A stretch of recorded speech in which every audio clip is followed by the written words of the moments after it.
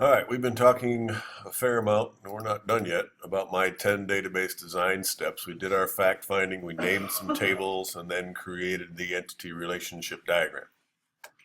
Okay, remember when we created the entity relationship diagram, we also determined what the direct relationships were between all the tables. We discovered some tables that we didn't initially know were there. What we also did with that entity relationship diagram is determine the cardinality. What is the extent of this relationship? Most of the ones in this one that we found were one-to-many. There were a couple many-to-manys. There were a couple confusing things in this little loop over here that we sorted out. But that's all part of draw the entity relationship diagram. After that, we picked some primary keys. We're going to talk about that today because you read about it in the book and you got a few questions from what I saw. Those are good questions, so we're going to talk about those. All right, so we defined a primary key. I tend to go with those artificial keys. A service ID, a technician ID, a service performed ID, a part ID, etc. Notice all these IDs, those are typically artificial keys. Hernandez even had a little box, a little gray box about yay big. On one page it said, you know, I use these artificial keys a lot. So he uses them a lot and it's worth one little gray box. I would put it a little bit differently. Once we have the primary keys, then we have all the information we need to resolve the many-to-many relationships. Any many-to-many relationships that are there are resolved by sticking a table in between. There's a new table in between.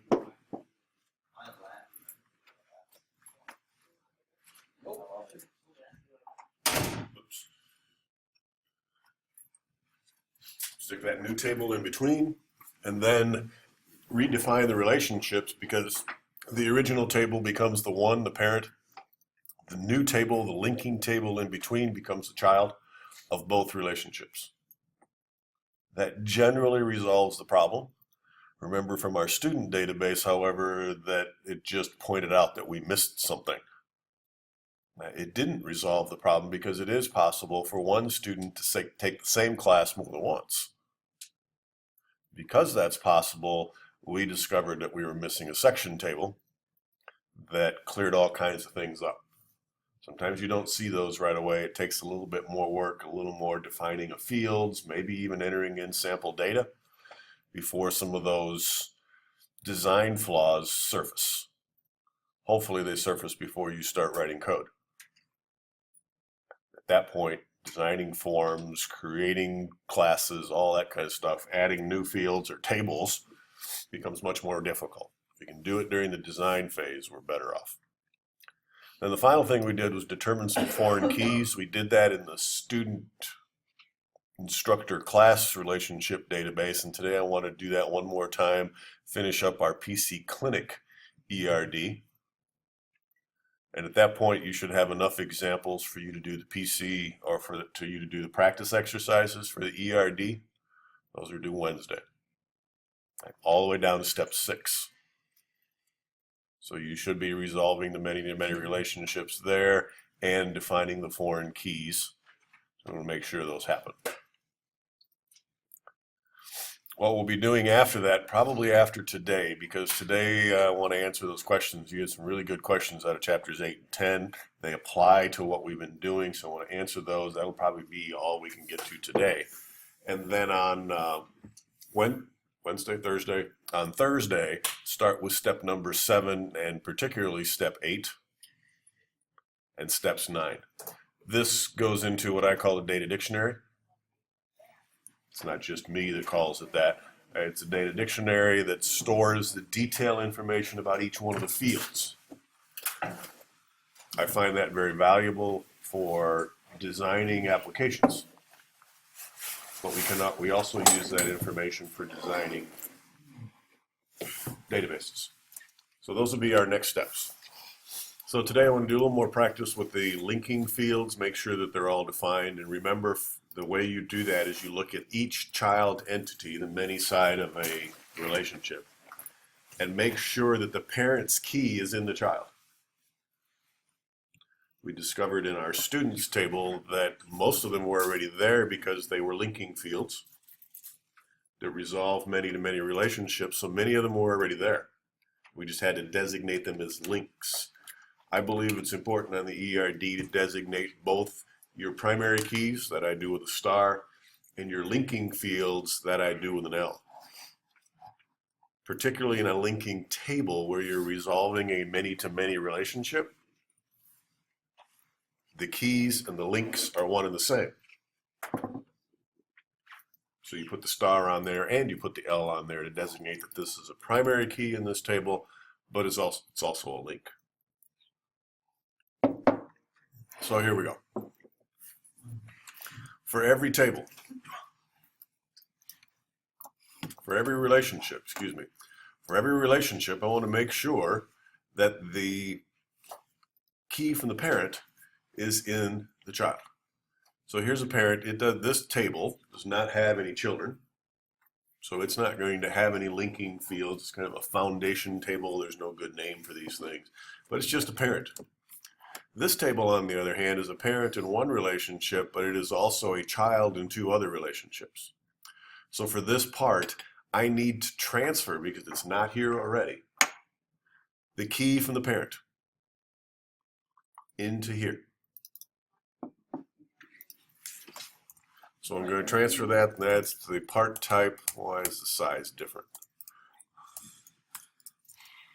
Wow, I press enter and it gets big again. That's annoying. The part type ID. And that's only a link, and I mark my links with a parentheses L. You can use a special symbol if you want, just be consistent. And that's for this relationship, but it is also a child in that relationship. So to describe this part, I'm also going to have a manufacturer ID that is also simply a link.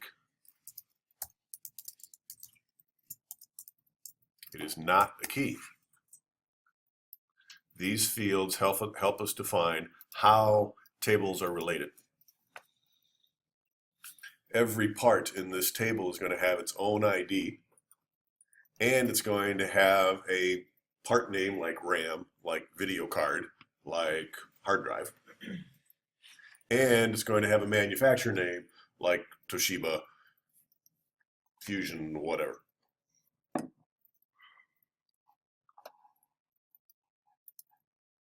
Those have to be there unless we don't know who the manufacturer is. It's hard to imagine that we don't know what the part type is. That doesn't make a lot of sense. But not knowing who the manufacturer is, that might happen. We have the spare part laying around that we want to charge somebody for, but it doesn't have a manufacturer designated on it. That could happen. So we just keep doing that over and over and over again for every single relationship. So here's another one where we're a child. This is a device that we're fixing. It has a manufacturer ID. So I add that to this one as well. Oops.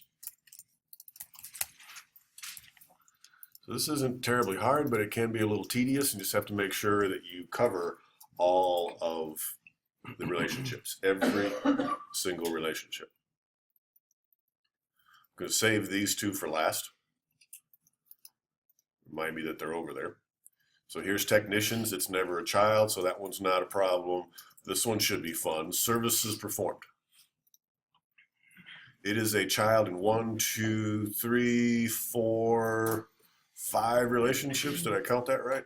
That means every single one of the keys is going to be in here.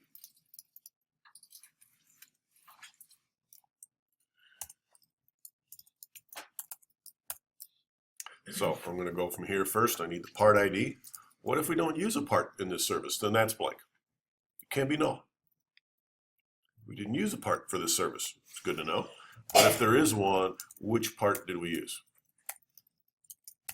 Remember, it's not a key. Keys can't be null, is what you read in the chapters this week. Keys can't be null. So this can't be a key in this case. So I'm bringing the part ID in from up here. I'm also going to need the technician ID who worked on this.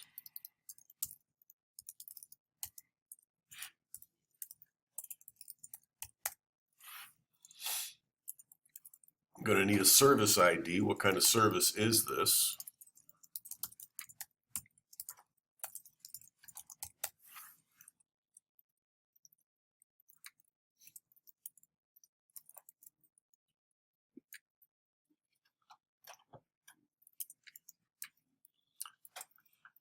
And now things are going to get a little dicey on me here. First, let's bring in the work order ID. And maybe that should be first. Does it matter? No.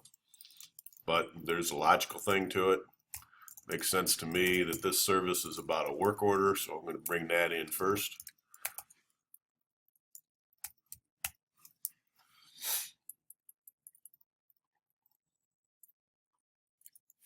And so I've covered that, I've covered that, I've covered that.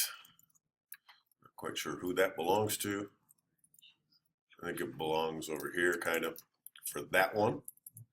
So the only one we're missing is this one. But this table, this work order issues table, has dual keys. And so if I'm going to designate which one of these issues this service is helping resolve, I need to bring both of those keys in. But I already have the work order ID, so that saves me a little bit of grief here. Work order ID is already in there. And so all I have to do to finish this linking is bring in the issue ID, issue type ID.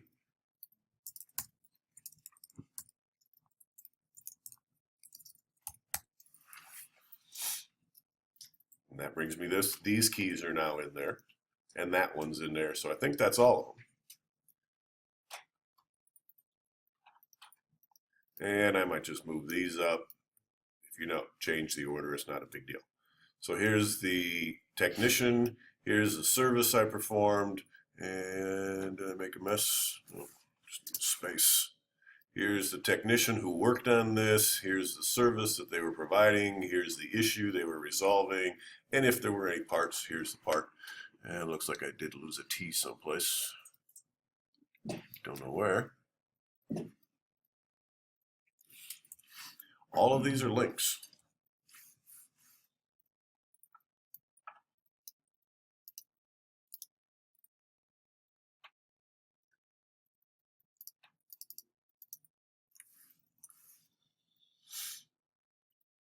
So every time we perform a service, we need to know 1, 2, 3, 4, 5 different things. Who did it?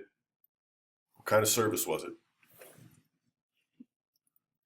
What was the work order it's associated with? And then maybe, does it resolve an issue and did it use a part? We may not be resolving an issue because remember we can be doing a service like cleaning up the inside, blowing out the dust, okay, without an issue. So there may not be an issue for this service. And for every service that we perform on a computer, so they bring in a computer, we automatically do 2 services to every single computer.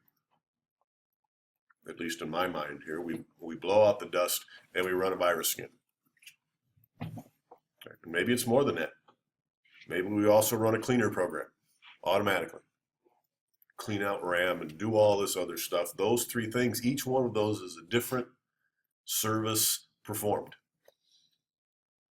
And so if I look at this work order, I can go find all of the services that were performed and find all the information about here's what we did to your computer. We blew out the dust, that's free.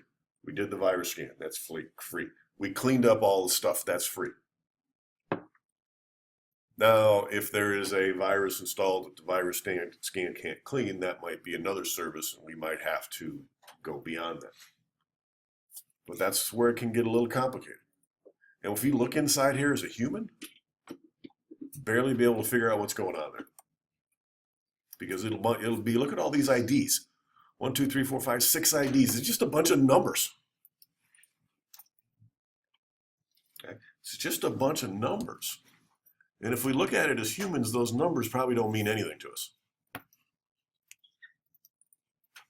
Now we'll save this. It'll be up on OneDrive as soon as I'm done. So those of you can't quite see it very well, apologize if you're trying to follow along. There's a lot of stuff in there. But if you're trying to follow along, instead of looking at mine, just bring the keys in from these other tables, just the keys. Go ahead, Steve. Table work order issues. What are those words underneath there? These here? Yes, please. Those are the keys. Correct. that link me to an issue. Too tiny. Yeah, an issue and a work order ID. And do they have L's or do they have asterisks? Not yet, just asterisks. They will have L's here in just a second, as a matter of fact. Whoa. How's that? Come on. There. So now this table, the one that Steve was just talking about, my work order issues. Yes. My computer has issues, runs too slow, it seems to have a virus, I'm constantly getting adware. Those are 3 different issues, and we're going to list each one of them separately. They get listed separately. This was a many-to-many relationship that we resolved. That's where this came from. All right. So the first thing we want to know is, okay, which work order is it for? But that's also a link, right? Because this is the many side of a one-to-many relationship. So this work order ID is not only a key, but it is also a link.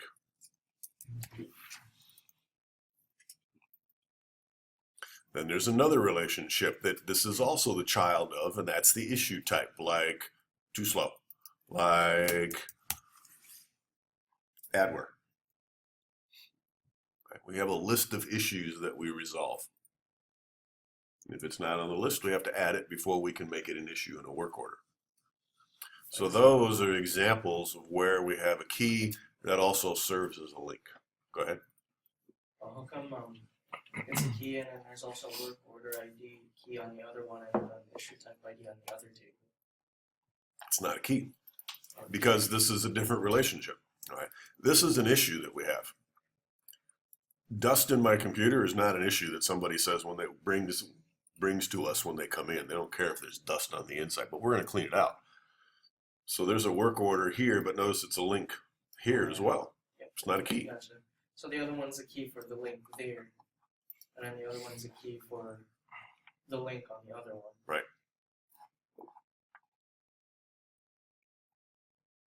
That was a resolving table and it already composed of just those 2 primary keys.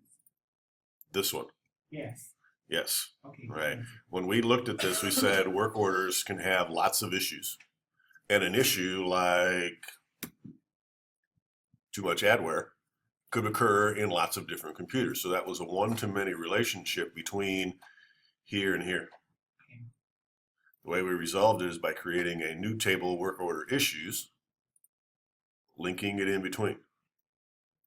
But when we fix things, we fix an issue sometimes. But other times we just do stuff because we do. It's not an issue. Okay. So that's an interesting little relationship there. I'd be curious to see how all that works out.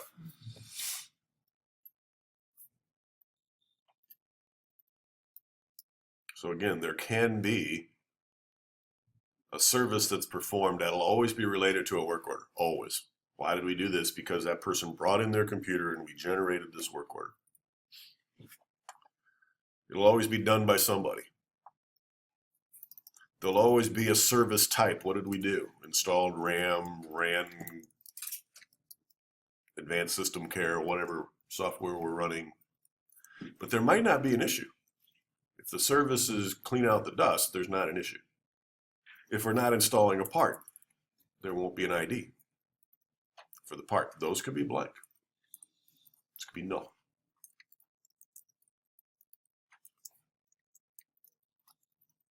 Other questions?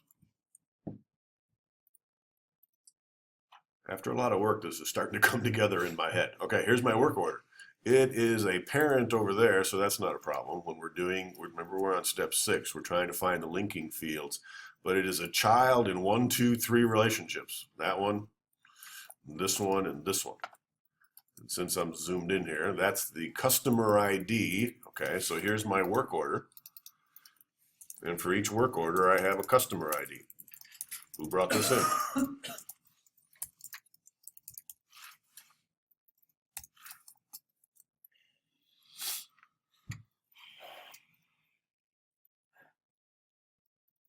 Not a key. And down here, there is a payment ID.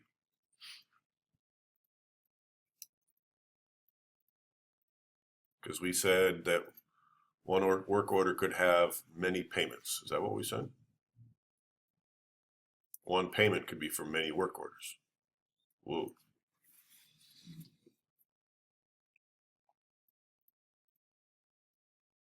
One work order only has one payment, but one payment could be for many work orders.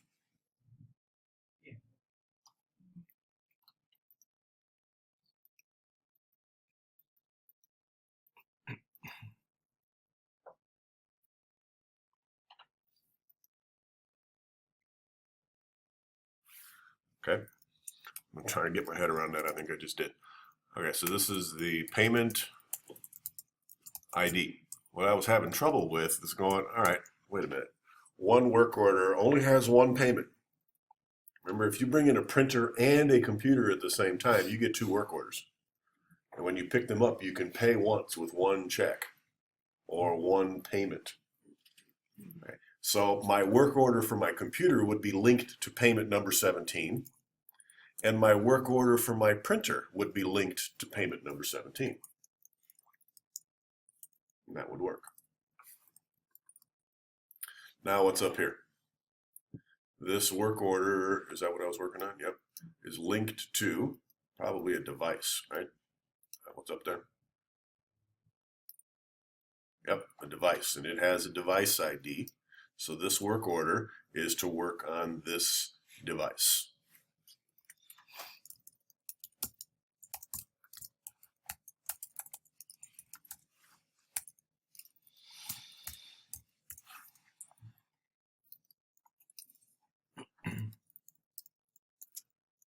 This example, thank you once again, Lyle, for bringing this in. And I say that with a hint of sarcasm, but not a lot, because this is a pretty interesting little example. It's complicated, it's not simple. Should have just used the teacher's one. Okay, and that's what I have done in the past, but it shows us some very interesting linking tables. Tables are very interesting links, and that teacher table, there aren't anywhere near this. That student classes teacher thing aren't anywhere near this many links. And to see all these links is not uncommon at all. Bless you.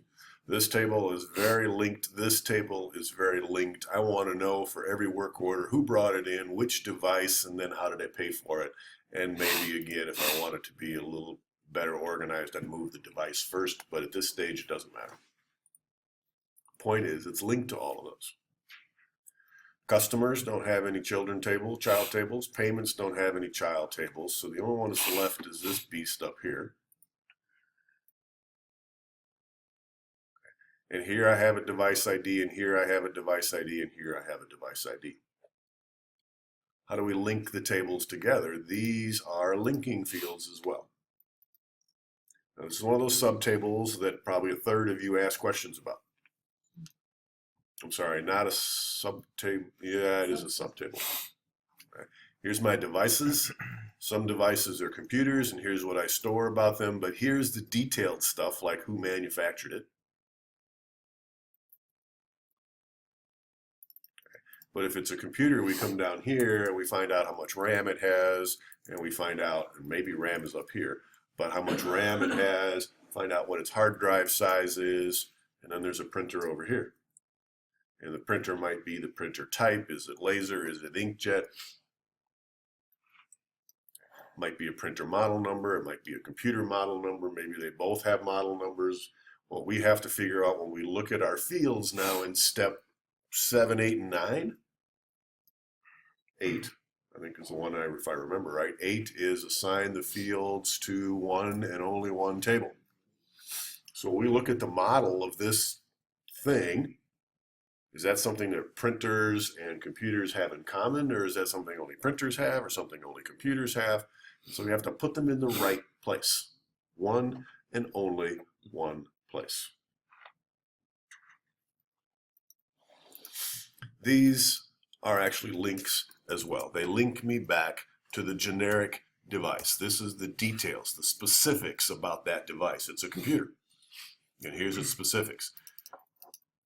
This also links me back to a device.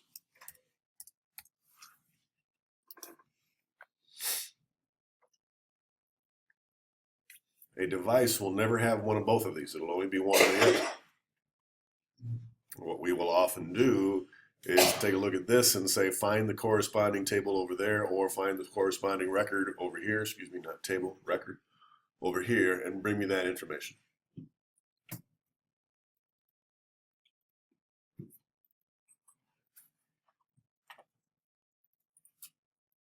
So I believe we now have all the links defined.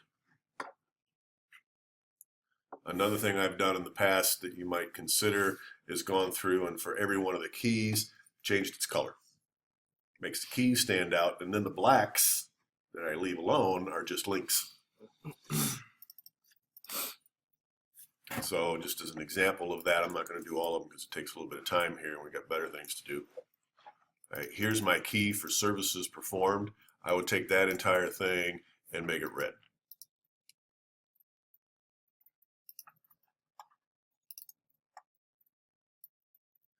And here's one where it's both. What I do in that case is make the key and its star red. Oh, it worked. You know what that was? F4. All Microsoft products. F4 says, whatever I did before, do it again. Very handy key. Except I went too far. I got my parenthesis, but that's okay. F4. So here's F4 again. It remembers the last thing I did, which was change the color of the text. As long as I don't do anything else but highlight stuff, it remembers that. So now I can come over here and do it relatively quickly. F4, and here, do it relatively quickly. I said I wasn't going to do this, but oops, a little carried away there.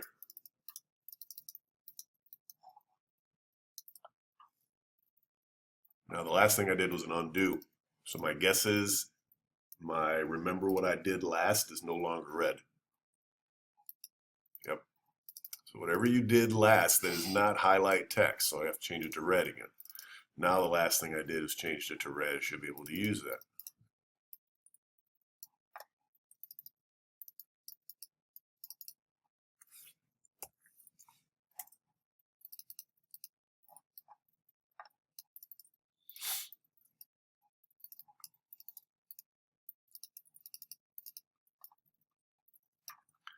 If you're following along, I would quit at this point because this is tedious stuff. It's also optional, but I think it makes the ERD a little easier to understand. There's my keys, makes them stand out from the links and the titles of the tables.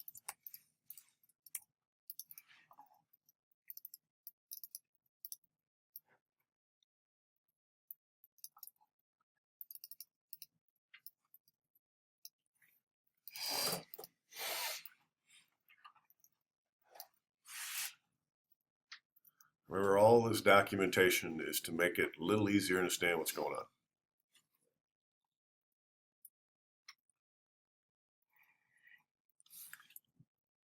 Saved. Questions? Go ahead. Hold on just a little bit. I can. What do you want to see? Work order issues. Okay.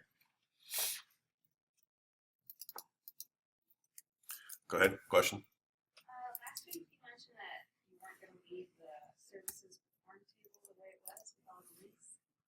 Services performed table the way it was. What did I say? You mentioned you didn't want to have all those extra linking fields in there. I can't get rid of the linking fields. You Right. want to change the relationship somehow. Because you didn't like all those.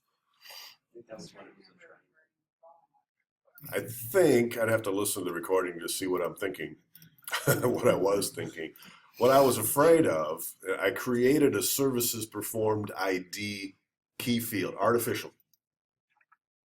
I could have said, here's the unique description of a service. It's for this work order by this person for this service. I wouldn't have that's 3 keys, right?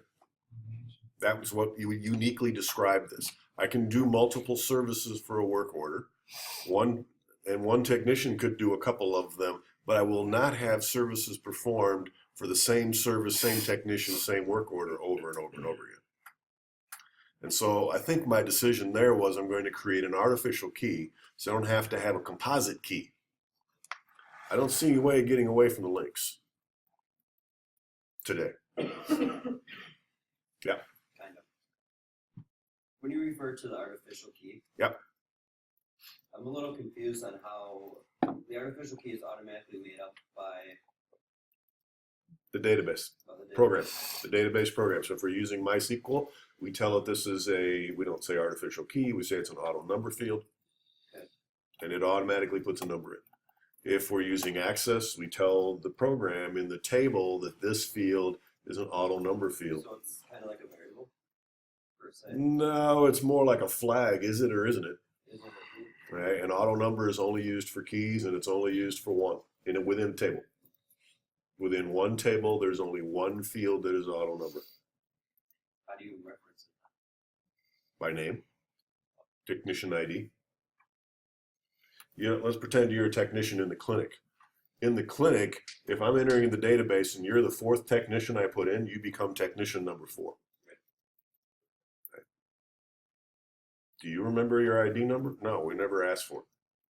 If we need to know who's working on this, we have a combo box someplace that says, here's your list of technicians. Here's Lyle Spindler. You click on that name. Behind the scenes, the program says, he's number 4.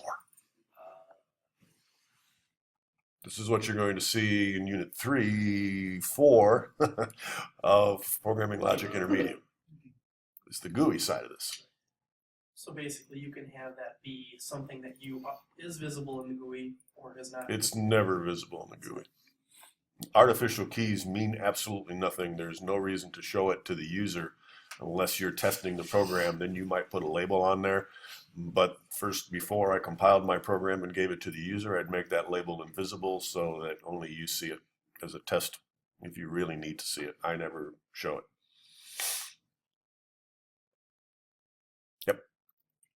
What's the difference between alternate and artificial keys? They're spelled differently.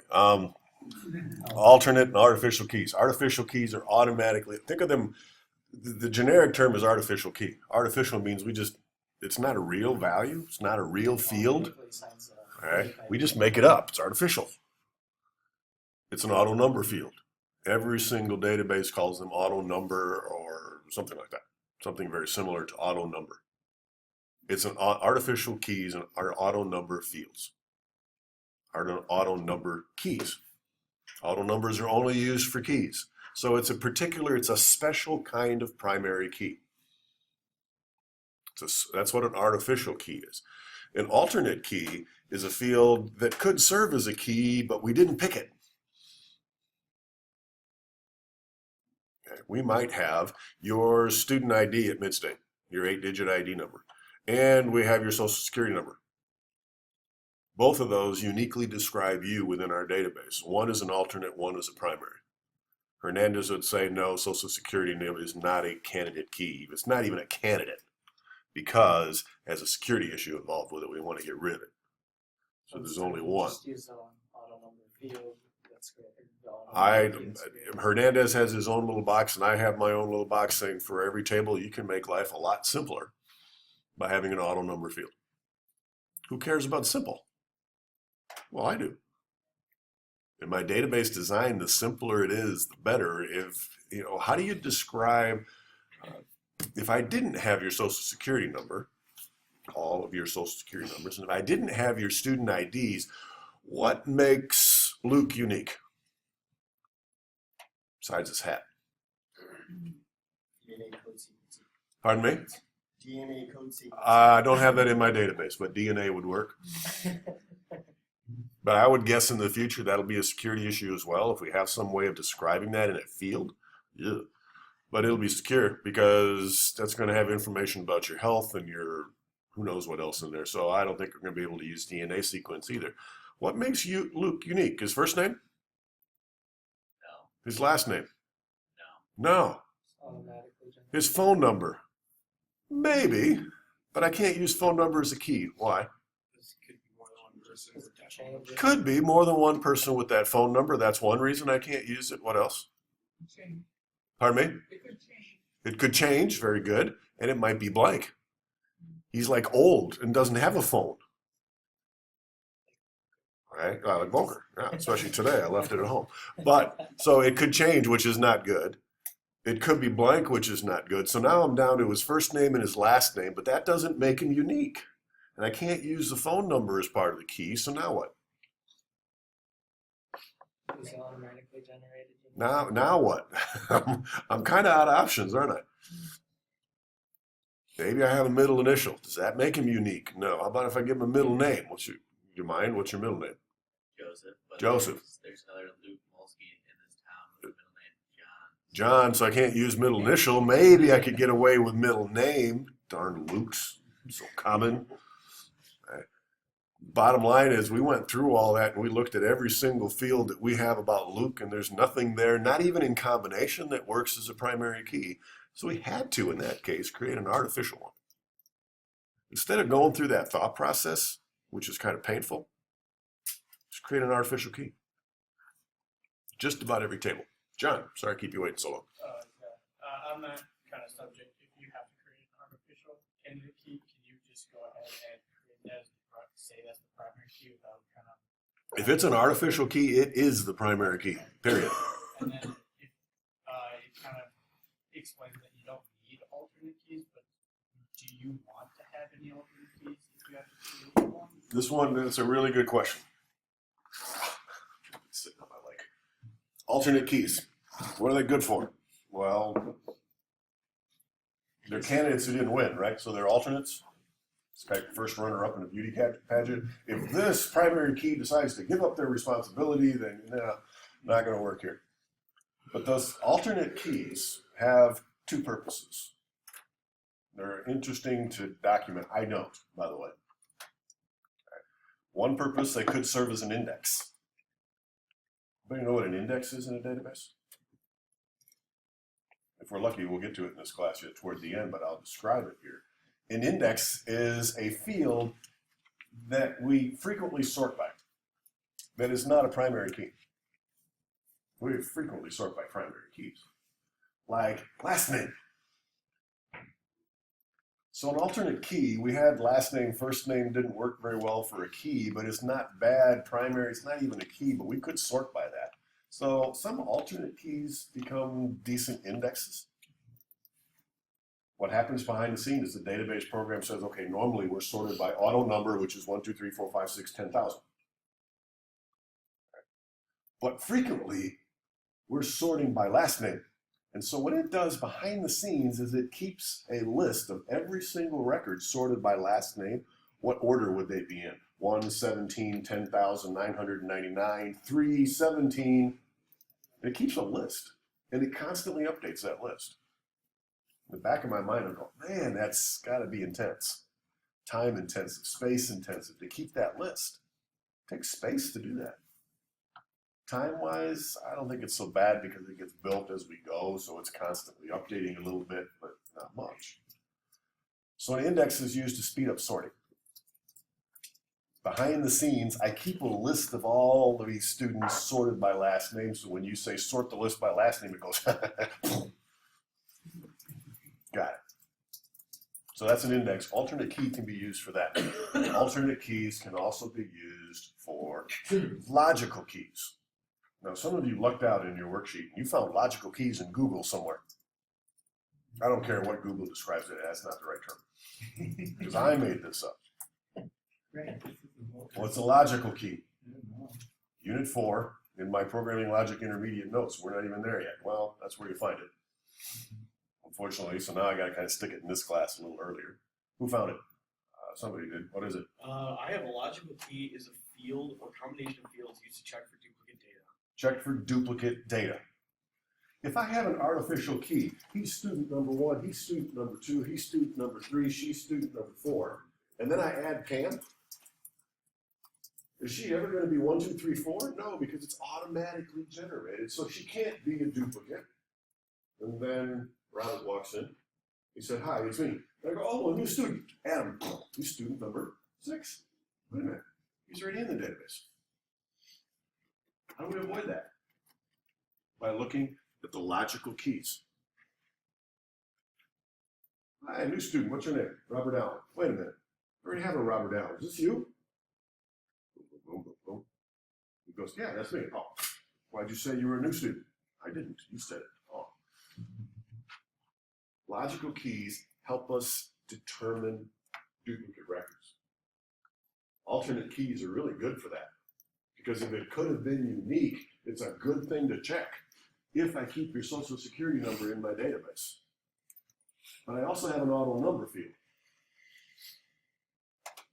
If you walk in and say, hi, new student, how you doing? What's your social security number? You say 1, 2, 3, 4, 5, 6, 7, 8, 9. You go, oh, you're right here.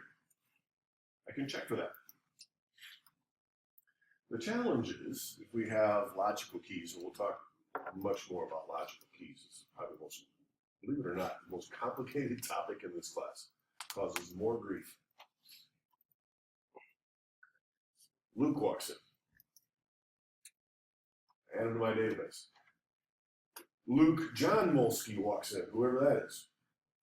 And he said, hey, new student, how you doing? What's your name? Luke Molsky. I already have a Luke Molsky. But one of the things that logical keys allows us to do is not just say, no, I'm not putting you in, because you're already in. It says, I already have a Luke Molsky. Is this you? Oh no, my middle name's John. New. Let him in. The user can override the fact that this looks like a duplicate. It's not, trust me. Logical keys are used to look for duplicate records. We need a way to do that, particularly with all these artificial keys. Volker said put one in every table.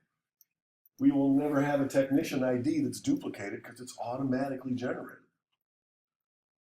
So then how do we know if this is a technician that's already in the database? Which fields do we look at? That's what we're going to have to figure out. It's critical for validation, right? Because we don't want redundant data. That's what these third normal form databases are supposed to avoid. until you start adding artificial keys, and then it becomes difficult. Then the third normalcy of this doesn't prevent duplicate records anymore because of the artificial keys. So we, the software developers, have to write code that looks for duplicate records. How do we know? That's part of what we got to figure out. How do we sense a duplicate record?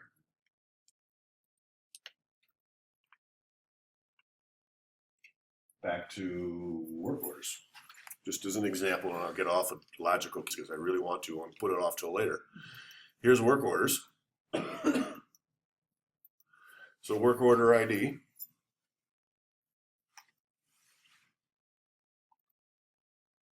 How would we sense a duplicate work order? This work order is already in the database. Joni entered it this morning. How would we sense that? Not by the ID, because that's an artificial key.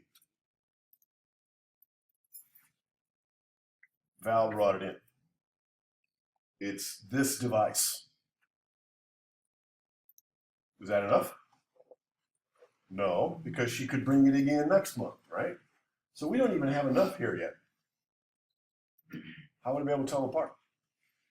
That she brought this device in, Val brought this device in now legally for the second time. How do I tell them apart? How would I tell the two records apart? By what? The work order. No. Why wouldn't the work order have a different number? It will have a different number. But how do I know it's not a duplicate before I put it in? The number's different. Customer name's not part of it. It's the ID. It's Val. Oh. The date. What date? We don't know about the date yet. That's why we don't do logical keys until later. Because we don't know about the other fields. Val bringing in her computer she can bring that in 3 times. Now, Matt's right. I can tell them apart by work order ID, but the question is, before I add, here comes Val with a computer. You already brought this in. Yes, I did, but that was last month. It's a new date. But if we enter it in, she brought it in today. Joni enters it into the database. She brought it in today, and then somebody sees it sitting on the counter. Miguel says, look, new computer. Here's the stuff. Person, he tries to enter it. Here's Val's computer brought in today. It goes, Program goes, We already have a record for that. Not doing it. But it's hard to figure out that it's Val, her computer on this date is the logical key. That's hard. It is. Sometimes it's easy. Sometimes it's hard. Not till later. The logical keys is part of step 9. Once we've assigned the fields to every single table where they go, then we take a look at logical keys. Every now and then when we're looking for logical keys, we're going, there aren't any. There has to be. Something's missing if you can't come up with logical keys. Something's missing. There's a field that's missing.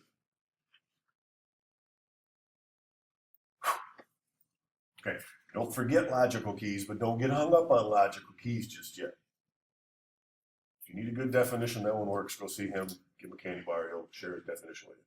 It's in my Unit 4 programming logic notes. Open them up, search for logical key, and you'll find it. To your questions, please. Oh, let's randomly pick somebody. Nathan, give me a question. Hold on. I could tell that you haven't looked him up yet. All right, well, he's looking that up. All right, now, give me a question. Okay. Okay. I had a different question that I emailed you. I don't know. Sure, let's do it. Payment seems to be a couple of fields that should go inside a work order and work as your logical keys. Except for one thing. She's right, she's talking about payments. Seems to me I could just put the payment in here. Either I did or I didn't, right? But we also decided that we can have one payment. Here's my check for $70, which is thank you for cleaning my computer and my printer. It applies to two different objects, two different work orders. One check, multiple work orders. If we didn't have that rule, then this would have been one-to-one. And if you determine a one-to-one relationship, those can be compressed into one table, if you wish. So it'd be like a subtable then. It would look like a subtable. Yes, here's the payment information for this work order, one-to-one. That can happen. How many fields in here? 2. I'm not having a subtable for 2 fields. Put it over there. That's a possibility. It's a design decision. So you're right. Your question is valid. And the answer is because we can write one check for 2 work orders, or 3 or 4, or however many work orders we have, they need to be separate tables. If the answer was no, you pay for each one separately. You write 3 checks for 3 devices. That's not very friendly, but if that's our rule, we could just say work order paid, paid, paid. Each of the 3 work orders was paid. How do we know if a work order is paid now? Is there a corresponding payment? Is the payment ID blank? If the payment ID is still blank, hasn't been paid for yet. So we don't need an extra checkbox. A lot of times null fields are booleans. There's something there. There's a check mark. It's done. Did I answer that question? You sure? Okay, Nathan. I had a question about the Social Security thing. Why you're not like, is it just because it could have a null value you're using, or just because it's like Both. subject to that? It's both. Why don't I want to make Social Security number a primary key? Is that the bottom line of that question? Okay, first of all, it could be blank. How can a Social Security number be blank? Or work from a foreign country. Another country. What if you knew they weren't, like you all had Like my students here, right? I suppose. I don't know if we have. Then I could use it as a primary key, but I won't because security reasons. If it's in the database and there's somebody here who has enough access to the database to go digging around in the actual database and you're crooked, or heaven forbid I display it on a form someplace. Do you really need it? Well, if you're generating W-2s like Midstate does, then yeah, I need your Social Security number. But I have to be very careful. And if I make it a key, then it shows up in a bunch of other tables, and because I'm linking with it, and it's just that security issue is a problem. Good. Andy, what you got? No. Okay. Miguel, what do you got? I actually just realized my question. I'm like, oh, that makes sense. I said in the book, it stated where to create an ID field. and continue to use it as an artificial candidate key. I'm assuming I was talking about the automatically generated number field, If you generate an auto number field, because it says eventually use it as the primary key. Wouldn't that be better to just use an auto number field instead of like having to create? it's kind of my bottom line. It's a whole lot easier to put auto number fields in all of these. Because then Then it's your key. Yeah. Does that mean I don't need my candidate keys anymore? Yeah, unless you're really going to be thinking about indexing. But if you're thinking about indexing, you'll mark something as an index. could you use an alternate key to like refer to them?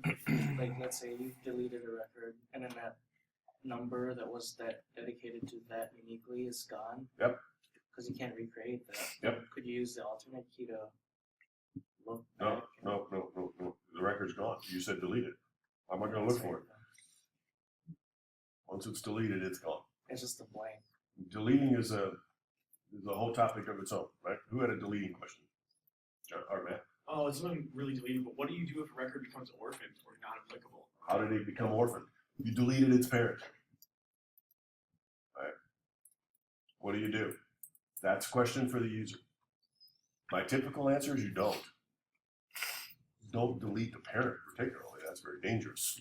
Just deleted my customer. What do I do with all that customer's orders? I just deleted a customer. Do we want to throw away all their work orders as well? So you want to keep it for If I do, then I have to delete all the work order issues. And whatever's up above there, all the services I did for that work order has to go away. Anytime there's a 1, I am the parent, and you delete this, you're going to delete all the children. So typically my answer is no. We don't delete customers. If our clinic runs for years and years and years, we might want to archive customers. Lions Camp, we don't delete campers. They do pass away. So we have a flag that marks them as active. Inactive, meaning they're basically too old. They can't come to camp anymore. Or deceased. That one became very important, right? We could delete them. That way we ensure they get no more mail. But I don't want to delete them. I want to be able to go back in time to 1999 and see who was in what cabins and how many people we had from this county, because I'm trying to find new funding sources. I don't want to delete data. It's pretty rare. We will provide an opportunity in programming logic to delete records. But normally it's because I just entered it and I didn't need to. It's very rare. I prefer to archive them somehow. So there's an archive bit or bit. A bit is a 1 or a 0, right? 1 or a 0 also represents true or false. So Boolean is typically stored as a bit. Though most computers today can't store bits. We have 1 byte that represents true or false.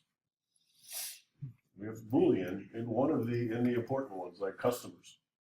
Don't delete a customer, you make them active yes or inactive no. Unless there's 3 states of customers like deceased. The clinic doesn't send out a bunch of email every couple of months saying we're having a special, bring your computer in and we'll clean it up for $20. It'd be really nasty to send that to somebody who's deceased, but they don't do that. So that's not something we have to do. So deleting, I'm not a fan of it. Somebody's got to talk me into I need the ability to delete this. Lions Camp has done it to me in the past. It said this information that we stored from last year, they sent in their waiver, they sent in their physical, they sent in, those are all checkboxes, yes, yes, yes. And after that year is over, I don't need that information anymore, wipe it out. I actually put it in a subtable called yearly data. I don't wipe out the camper, I wipe out the yearly data. And in our redesign now, the new students decide they didn't like that, we're keeping it. Lions doesn't have to know it's still there. And then when they asked me in the future, can you regenerate this? I said, no, you told me, oh wait, yes I can. Hero. it's gonna be extra. Another It's gonna ribbon cost for me, extra. cool. All right, well, let's go, questions, Kevin. Oh god. John? Chapter 8, if a key field for a foreign key must have the same data type as a primary key, will it Yes. allow a system to have an exception to this rule? And No. how does it pertain to auto numbering fields? Auto number fields are always integers of some type, like long integers, which are possibility for bazillions. Really big integer numbers. Auto number fields are always integers. Foreign keys must have the same type as their primary key link that they're linked to. Must have the same type. They don't have to have the same name. They must have the same type. They must be compatible. You see what happens in C# if you try to mix types. It's complicated. Can't have a auto number field. First of all, if it's auto number and it's text, how do I auto number text? The database doesn't know how. So it's an integer. That's how we count. Auto numbers are integers. So they're always the same type. There's no way around that. But if you're using auto numbers, they're integers. That's by definition. If you're using a field other than an auto number field as a key, like student ID, Volker said we don't do math with those, so they're not really numbers, they're text. If we use that to link to another table, it has to be text, and it has to be text 8 on the other side as well. They have to match. I cover all the different parts of that. Mhm. They have to match. There's no exceptions. John? Kind of almost along that. Okay. You create a new table to break up like the many-to-many relationship. Where do you like document it besides like the Visio? How do you document that new table? And Why would you document it any differently than another one? Okay, just for the recording, because I'm sure it didn't make it in. If I create a linking table, which is kind of what work order is here, right? Oops. Oh, come on. Don't go to sleep. Please. Okay. It's kind of what work order issues here is a linking table. If I need to create a linking table to solve the many-to-many relationship, it's a table, period. It's just one we didn't see when we started, right? Well, there is a table in between, so you document it here in the ERD. It's going to be part of our data dictionary. It's going to be in the database. It's a table like every other, so you don't document it any differently. And then the second part was that like have the primary key, should it have something to do with the two tables you broke up, or is it okay if as long as the primary key is unique? Like, The primary keys from the two tables that you broke up, interesting way of putting it, that you resolved, the primary keys always end up over here, always. Either as linking fields or as keys and linking fields like they are here. They will always be there as a linking field, guaranteed.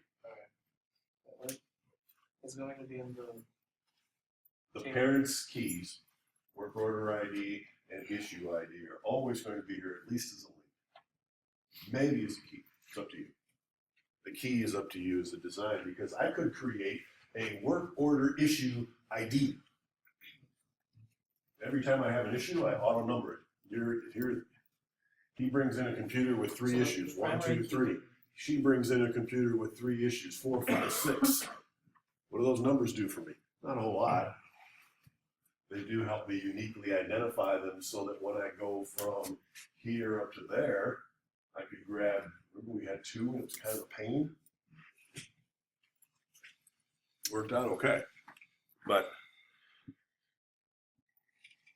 usually when you have a many-to-many, a linking table that resolves a many-to-many relationship, you bring the keys from the parents, they make the key, they have become the keys of the new linking table, and their links, both.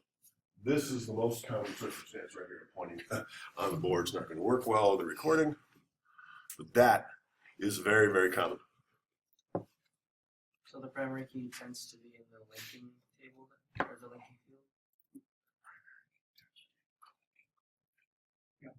Yes, in a linking table, the primary keys tend to be the linking fields.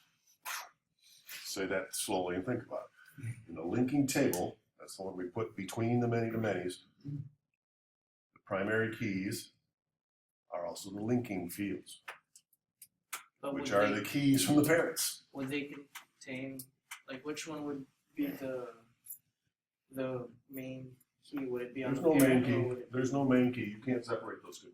If it's a composite key, you cannot separate them. They both, in combination, think of it as concatenation. If I took the value of those two fields and stuck them together, that has to be unique. So they'll both have the asterisk? Yes, they do, don't they? The other one's hiding. Steve? So the example you're using is similar to what we see in your notes for step 5, where we have a customer and a product, and we had to create a new entity, another Table in between. Mm-hmm. I'm on page 4, step 5, notes. The customer and product. Keep going. There you go. Customer and product, many. Mm-hmm. So you did that. Can you do us a favor and draw the keys into those boxes too, or draw? No, this is a PDF file. I can't change it. Sorry. Okay, I can put it on the board. Put it on the whiteboard, because that would simplify matters. So here's my products table, and I'm going to abbreviate just to give you the idea. And here's my customer. Oh, you do the other one, yeah. Oh, the customer product. Customers and products. And this is a classic example, by the way. I think it's still in the practice ER days.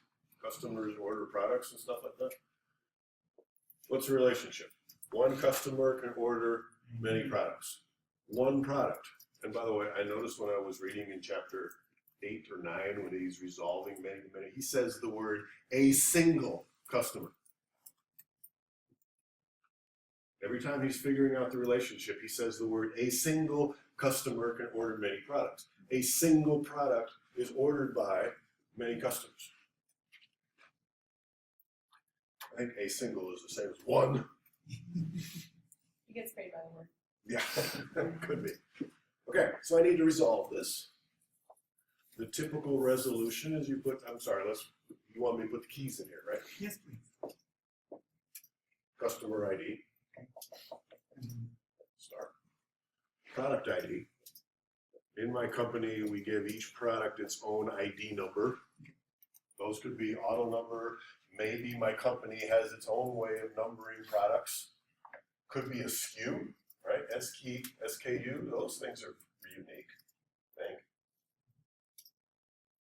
So it might be a SKU. Why would I generate an auto number field if I have a SKU that's already unique? I might not. So now I have the keys. Now to resolve this, put a table in between. And I call this an ordered product.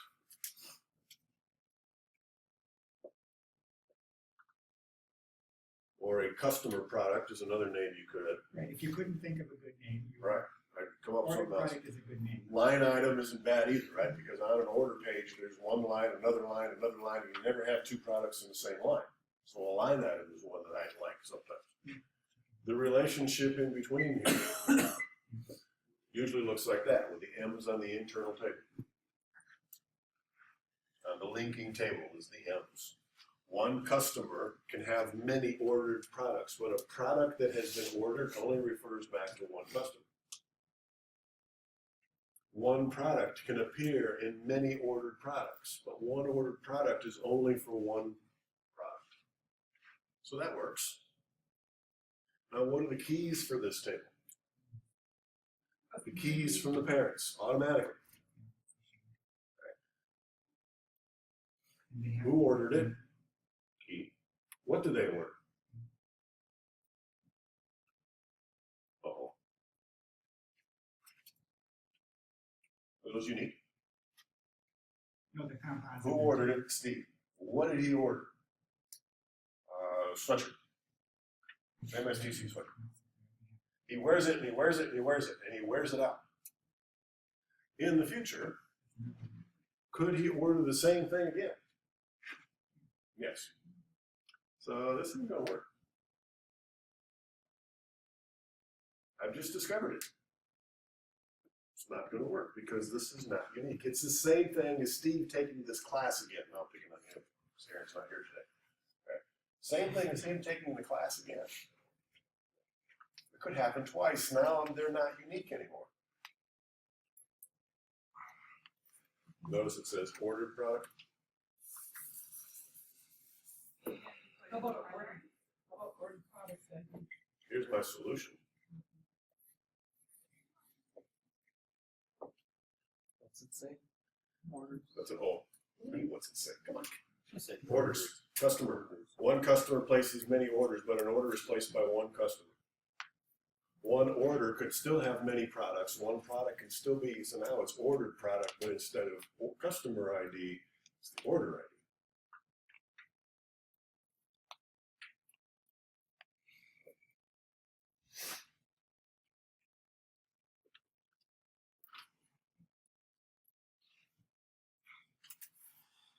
Now on one order, the same product shouldn't show up twice. If you're ordering the same thing twice, you put it quantity 2.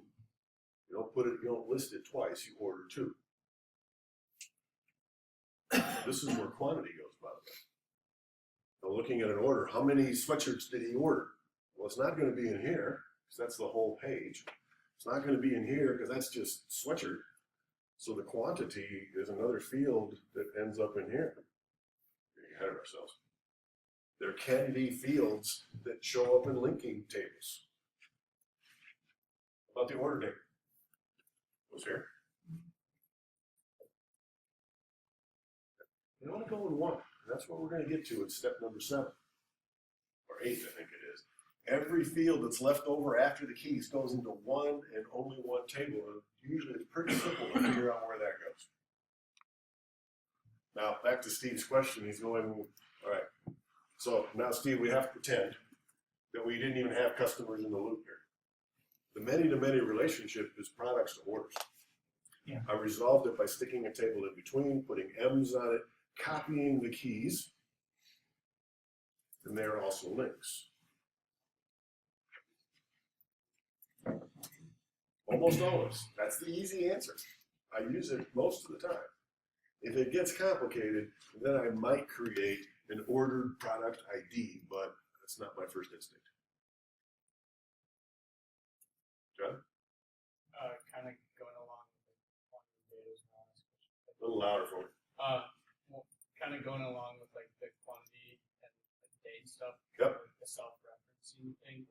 Whoa, that's a whole new topic. Okay. Don't say that bad word, self-referencing. Okay, there's one link missing here. Where is it?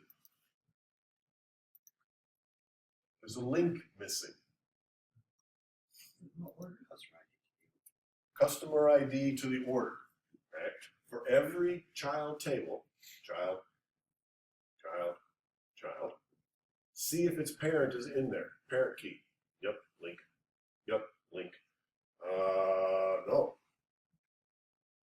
Customer ID, link. It's not a key.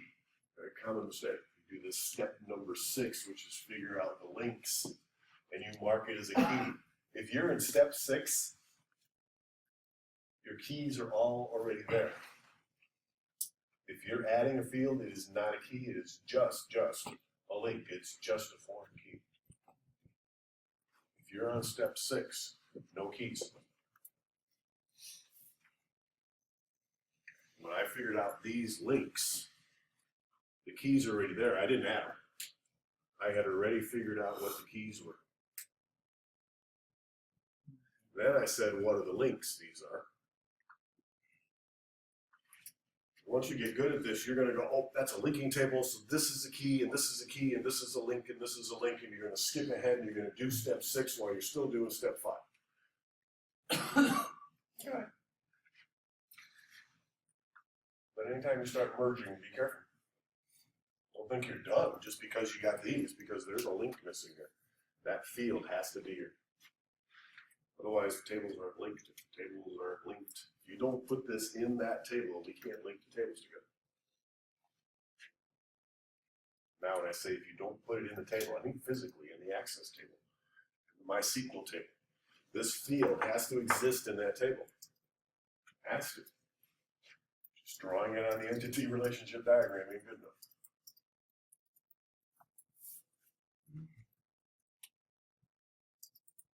Questions? Does that help? Yes, it does. It helped to put the keys in Yeah, I might have to flip that example because it's missing a whole table. It's another great example. I saw customers and products. Well, there's no relationship between you and a sweatshirt on a bookstore book shelf. There's no relationship between you and them until you buy it, and then it becomes an ordered product. But really, that's a problem because there's an order there that we don't see.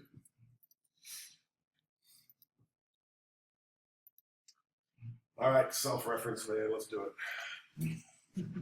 So when you create like a many-to-many self-referencing table. First of all, let's back up. Okay. That's a good question.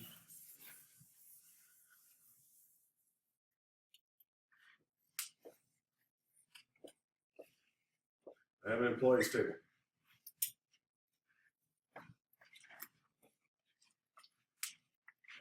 A self-referencing relationship means that this table is actually linked to itself.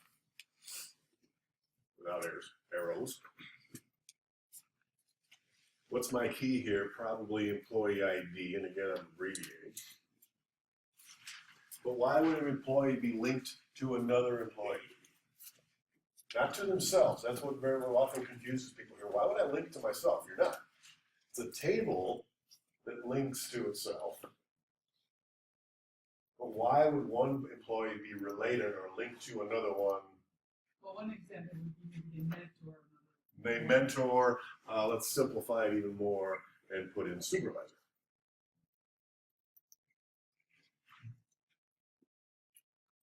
Is supervisor a key? No, because lots of people can have the same supervisor.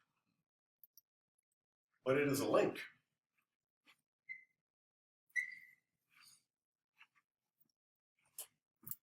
One employee can have how many supervisors? Probably, unless you're in mid-state, I feel like I got 6 bosses. But let's go with 1.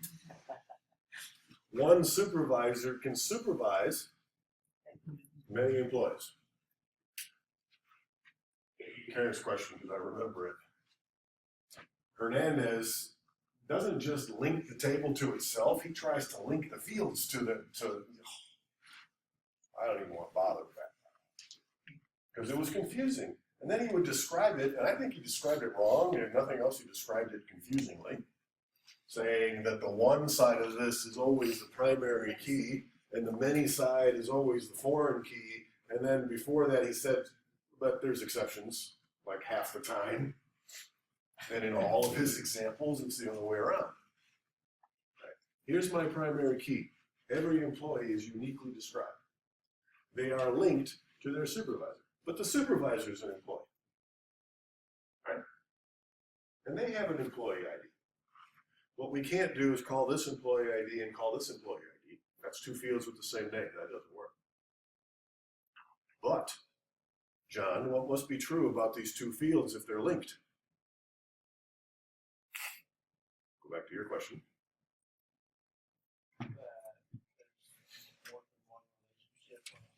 If these 2 fields are linked to each other, and they are, right? Who is my supervisor? Employee number 1, 2, 3. They must be the same type. Now, if this is an auto number field, they're both integers. And if you look in here, this says employee of Okergall, supervisor 17. But the 2 fields don't have the same name. They can't, because it's a self-referencing table. It's a table that links to itself. Table, not fields. The fields don't link to themselves.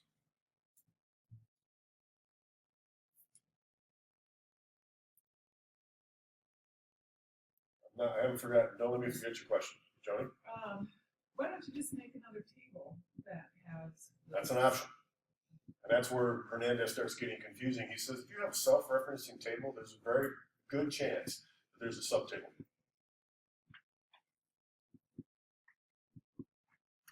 Or there's a table of supervisors. We could have an employees table that has line employees, or let's call them instructors, and managers. Aren't all of those employees? Sure. And now my supervisor comes down here. Oh, maybe. Maybe. Because don't managers have supervisors? They all have the same, so then I put it up there. it could be a subtable.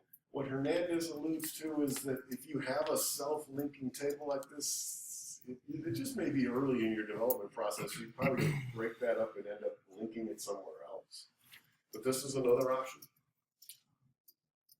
But the table still ends up kind of linking to itself because every employee has a supervisor except maybe for the president. Yeah.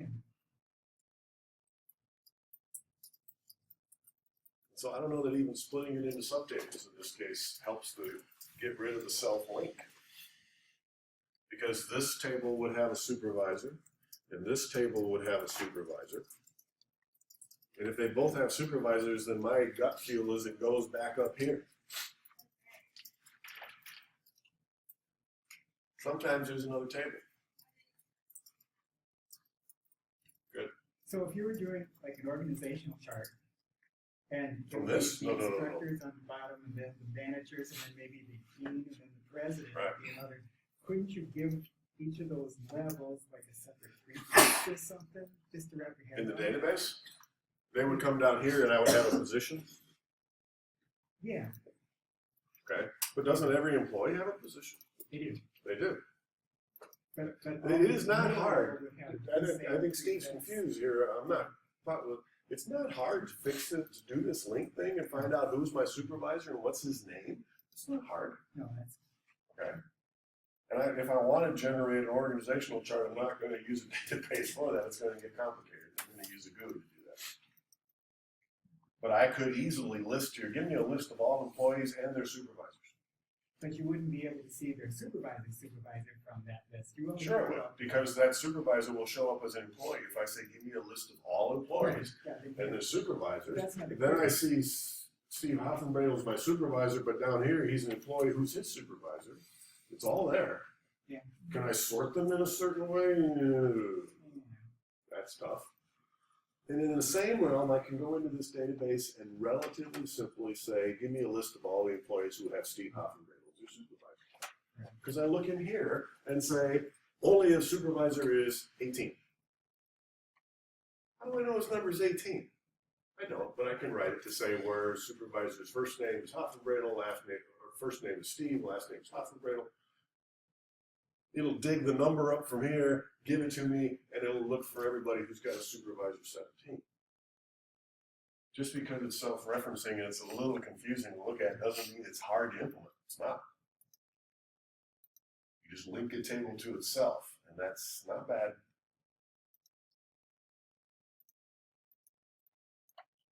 Now, John's question is, what if it is this? Steve Smith is my campus dean, Catherine Dorr is my direct supervisor, they're both kind of my supervisor. Uh-oh. Why? Why is this an uh-oh? It's not. It's a many-to-many relationship. What do you do with a many-to-many relationship? Put a table in between, move the M's to here, and you're done. What's this called? A supervised employee.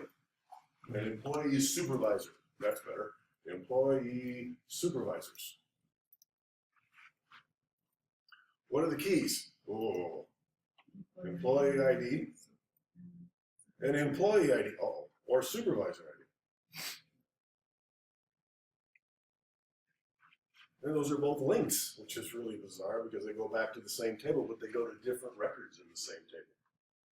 The employee ID is a link to me. The supervisor ID is a link to Steve Smith. In this table, there is me. So let's say that's employee ID number 1. Okay. Link to Steve Smith, who is supervisor number 17. But I have 2 supervisors. So there will be another record with employee number 1 and supervisor number 20. And this is what you see in those linking tables. A bunch of numbers most of the time. And you go, huh? If you don't like that, don't look in the database. Don't look in the linking tables. You write queries that we're going to be doing later in the class that say, give me a list of all the employees and their supervisors, and it says, okay, who's employee number 1? Go back in here, that's Volker Gall. Okay, who's employee number 17?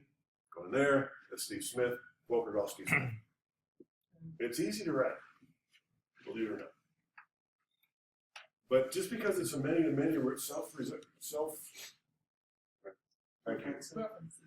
self-linking, self-referencing table, you solve it. You still can't implement it, but solve it in exactly the same way. How I kind of got confused was like the way from Randy's treasure key just is a parts. Yeah. And it takes many parts to build this one part. And Right. You need that part. How would you divide that one up? Same way. I put a table in between. The big question is, what do you call it? This is a parts part. No, I don't think so. Right.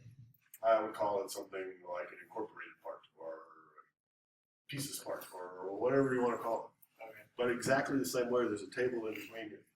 When I'm referring to part number 10, it is composed of part number 1, 9, and 11.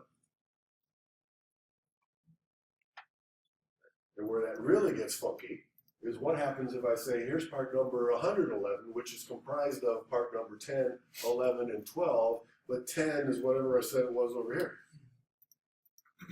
Ooh. It can be done. It's back to Steve. That's the organizational chart again, right? That Steve was talking about. Because now I got parts. How are they organized? Well, I'm the super part, and here's my subparts, and the subparts have pieces parts. Just like presidents have VPs, have directors, have instructors. Those relationships we can find, and we can chain things up the line and say, show me this employee, supervisor, and keep going until you run out, until you hit somebody like the president who doesn't have a supervisor. We can keep chaining those things together. Beauty of relational databases, we can come up with some pretty interesting questions and get to the answers. I have time for one or two more burning ones. Karen? Oh, I'm just confused by Me too. the diagram up there, because it seems like, so the many-to-many is linking the supervisor ID field and employee? The many-to-many, which is gone, right? Which is gone, Okay. right. So the linking table is linking supervisor ID and employee ID. Right. But in the original table, it seems to me that supervisor ID would still be a No. multi-value, multi-part. No, Multi-value field. actually in this table, Would you just get rid of it then? I'm guessing it goes away. Let me think. No, it's not a cell. Because I have multiple tables, you're right, it can't be here, right? She's right. I can't have a supervisor field in here because I have multiple supervisors. But I changed the rules, right? Because initially it was I have one supervisor. Now that I have two, if I want to find my supervisors, I have to go in here and I say search for all employee number ones. And I get this. And then the relational database can say who's 17. Goes back into here, it says 17 is Steve Smith, 20 is Kathy North. And the beauty of this is how many supervisors can I have? As many as I need. That's where those multi-value fields are not so good because sometimes you can't have as many as you need. I can have as many supervisors as Midstate wants to assign me now. And I don't mean up the chain, I mean direct supervisors. I can have as many direct supervisors as the organization requires. I had the same problem in the Air Force. But by adding that table, it's not self-referencing anymore. No, it's not self-referencing anymore, no. That's what that was my. Yeah, good point. So then supervisor ID. But in a way it is because it's linked to itself. Is it self-referencing? No, because there is a table in between, but this is also still a little weird because it's it's a many-to-many resolution that links the same table to itself.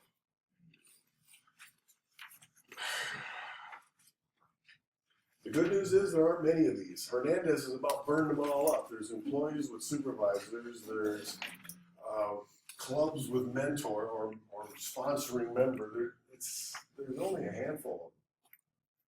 And if somebody asks me to build one of those databases, I just say no. But there's only a handful. And people pay to do that anyways, don't they?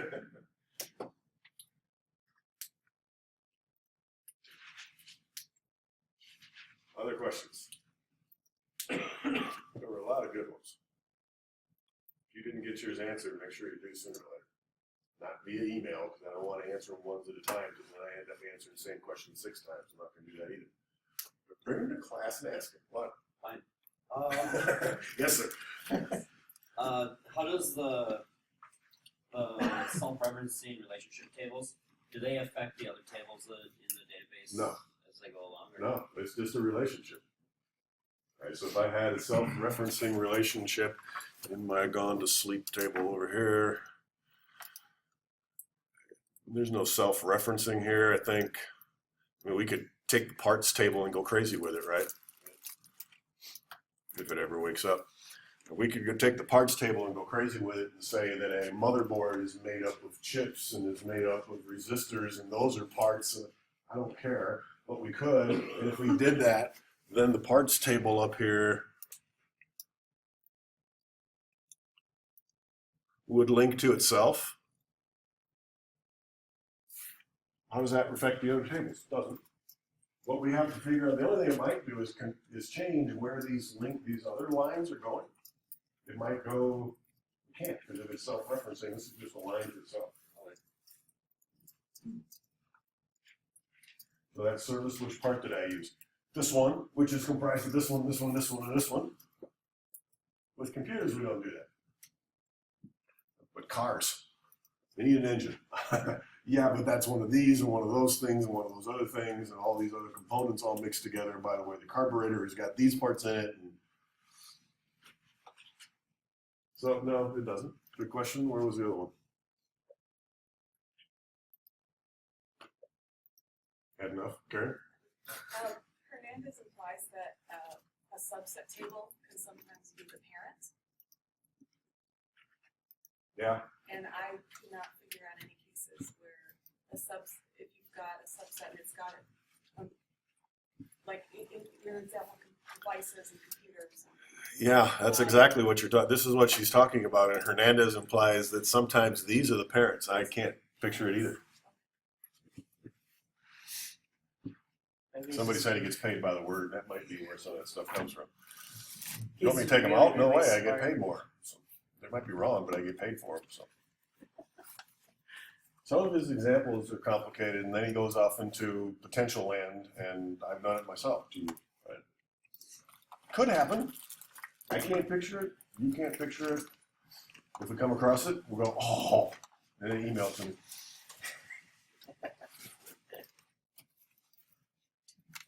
All right, go rest your brains before programming logic. Bring the rest of those questions to class in the future. On Wednesday, don't forget you got 2 things to do, terminology worksheet and your ERD practices. On Wednesday or Thursday? Thursday, excuse me. And then we will go on to step number 7, which is remove any calculated fields. We shouldn't have too many of those by now. And then assign the remaining fields to entities. There's a kicker. That's fun.